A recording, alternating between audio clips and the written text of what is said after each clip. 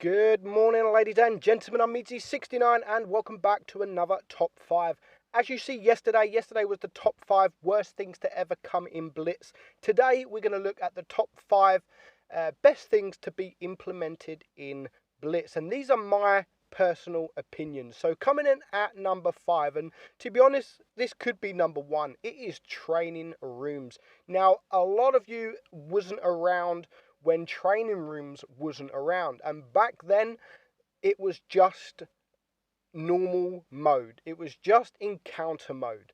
On top of this, I am going to add in with this to number 5 with training rooms is supremacy, which is it brings a diversity to the game. And with training rooms especially, I mean, so many people were happy when they bring training rooms into the game. This is where we see clans start coming together. Look at training rooms now. It's all done for fun. A lot of people just go in there to have some fun.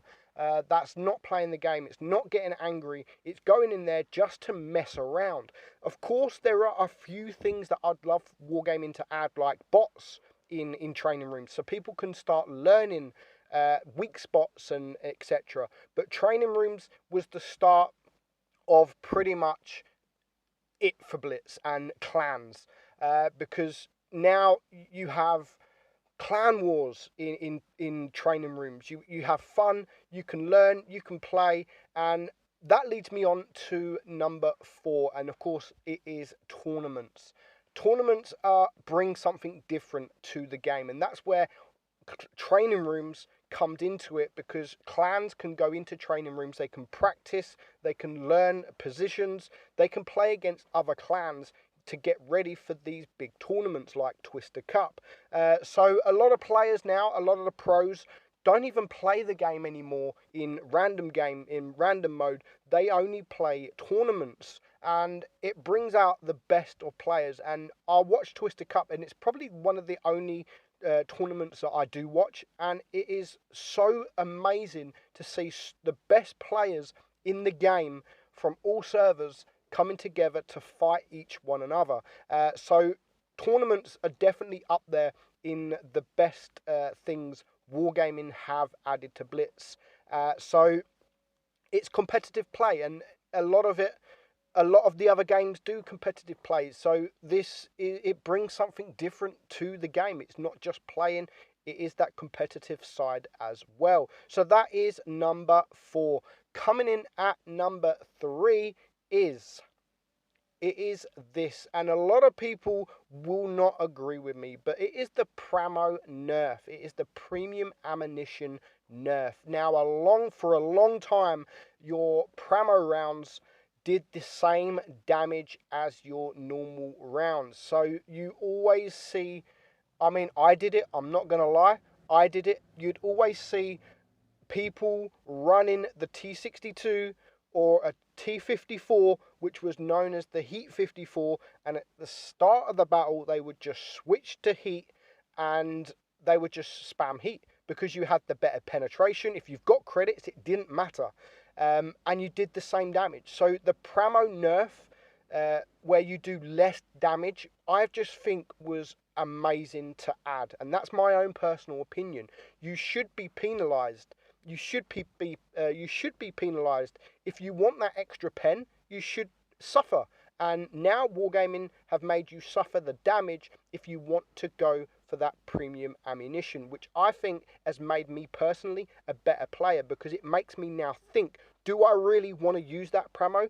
It's going to lower my DPM, or do I want to go for weak spots? And that is why that is number 3, best thing to add in Blitz.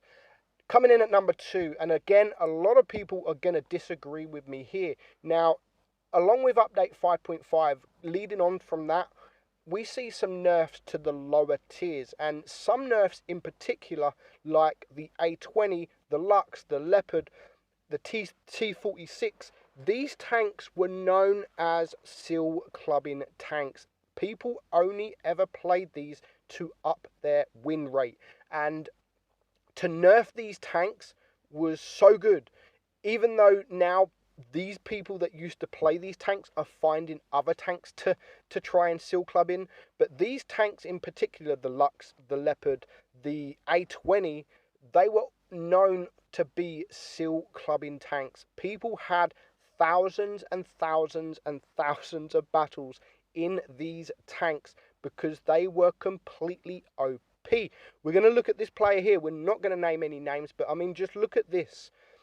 A20, 16,500 battles in the A20. And this is why the tank was nerfed. It literally, the auto-loaders were nerfed. And the auto-loader, in particular on the A20, was taken out.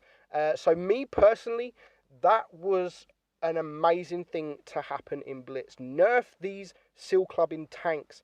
Even though, yes, the players will go and find more tanks to seal club in, eventually nerf them as well. Make these players have to play high tier because that is what the game is for. So that brings me now to number 1, and again, this is only my personal opinion, and that is new modes. Now, back in my day when I first started, back when I was a kid, we only had encounter. We only had encounter mode. We had a few events like the Tankenstein, etc. like that, but we never had any other mode. Now, Wargaming then bring in Supremacy. They then bring Mad Games. They then bring Realistic and other things. Where the Gravity mode was the newest one, Uprising mode, which I think is coming back by the look of it for Wargaming's teaser.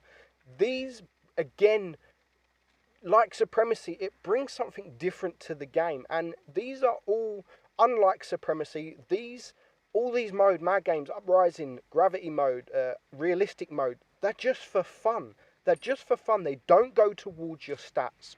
They are literally just for fun, and in particular, this Gravity mode was my favourite because every tank is kind of equal. Where Mad Games, you'd have some tanks that haven't got a good power, superpower, where this, it's the same. I mean, everything's the same. Take the TOG, for example, which we're watching here. It does over 40 kilometers an hour. Like, every tank gets the speed boost.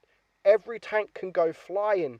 And with something like the TOG, who doesn't want a TOG going 40 kilometers an hour? Like, it's so fun. And we're going to watch the rest of this battle here. And in normal mode, this would never happen. I mean, there's the second kill. He's got 5 tanks left alive. So what are you going to do in a TOG that goes 40 odd kilometers an hour?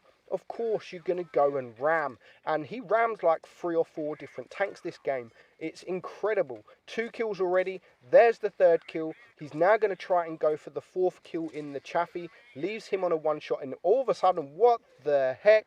Here comes a flying Leopard. Like, you can't write this stuff. It is so much fun. And I've seen a lot of people complain about these modes. Like, why complain? Don't play it. You don't have to play it, which is the best thing. It is literally up to you if you want to play the mode or not. It's just for fun. It adds something different to the game. It allows you to have a little bit of fun, not rage. I still see people raging in Mad Games, etc. Like, dude, like, it's not going towards your stats. Like, why moan? Just go and have some fun. I do hope Wargaming do keep bringing these kind of modes back, especially this one, because I did really enjoy this mode. So I hope they do bring these modes, maybe even new modes in the future, who knows. But yeah, for me, this is the biggest add on Blitz. The best thing to be added on Blitz is all these different modes. Brings the variety, keeps the game fun, and you never know, there could be other modes. But, I mean, it's a game. It's a game. You're supposed to play the game to have fun. And, of course, these kind of modes, you will have fun. Hope you enjoyed it, guys. I'm Meadsy69, and I will catch you all soon. Bye-bye.